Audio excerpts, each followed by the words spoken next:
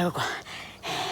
Dopo l'uscita dal tracciato insulare all'isola d'Elba, adesso siamo tornati sulle salite pirenaiche.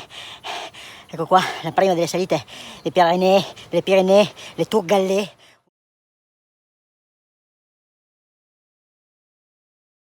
Una delle salite storiche del Tour de Barbian, una salita incredibile. Ecco qua l'ammiraglia che viene su, che non ce la fa, e devo dire che allora adesso proseguiamo, andiamo a Saint-Hilaire. Aspetta che lasciamo passare l'ammiraglia, perché c'è sempre uno dietro al culo, è impossibile, se tutti fermi c'è l'ammiraglia dietro al culo. E allora adesso andiamo verso Saint-Hilaire a fare il secondo Pirenee alle Galletto del Saint-Hilaire.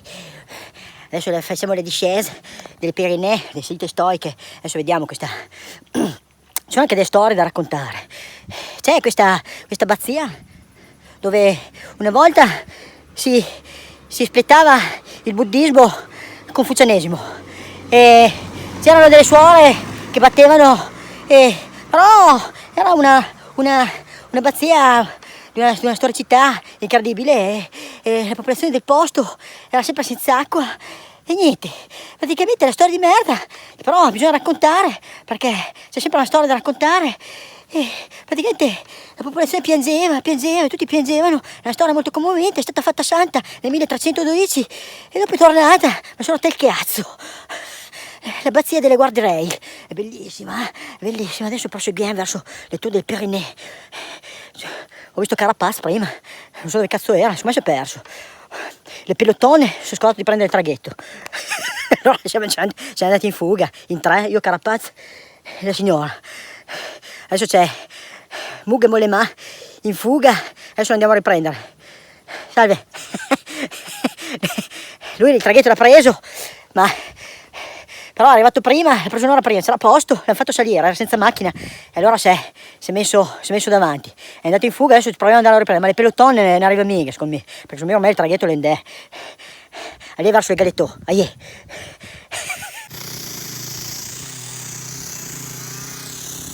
Ecco qua, allora, adesso siamo su questo passaggio del Mont Ventoux, di Barbian, paesaggio incredibile, paesaggio lunare.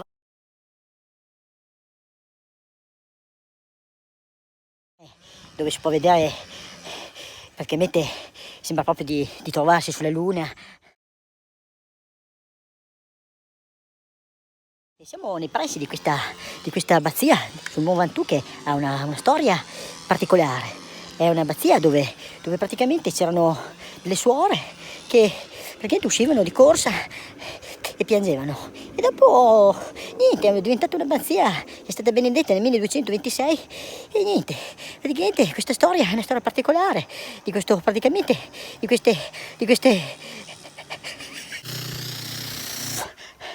ecco, qua c'è un'altra abbazia che mi sento in obbligo di raccontare la storia.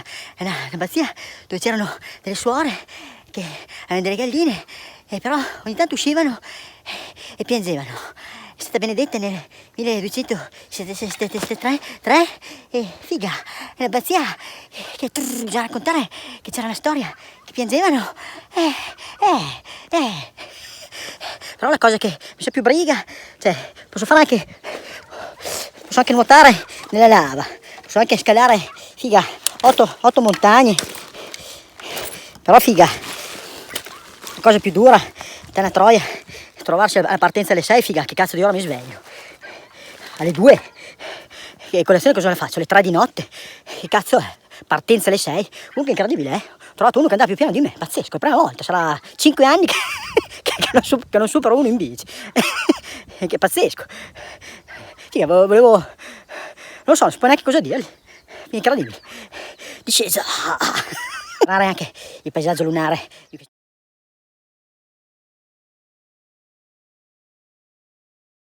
posti, incredibile, bel paesaggio lunare, pazzesco.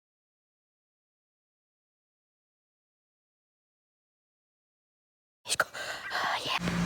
Niente, ora devo raccontare l'ultima storia di questa ultima abbazia.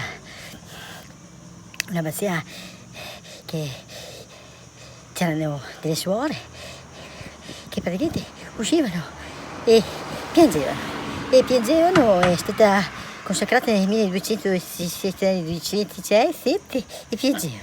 L'abbazia di questa abbazia delle suore che piangevano nel 1266.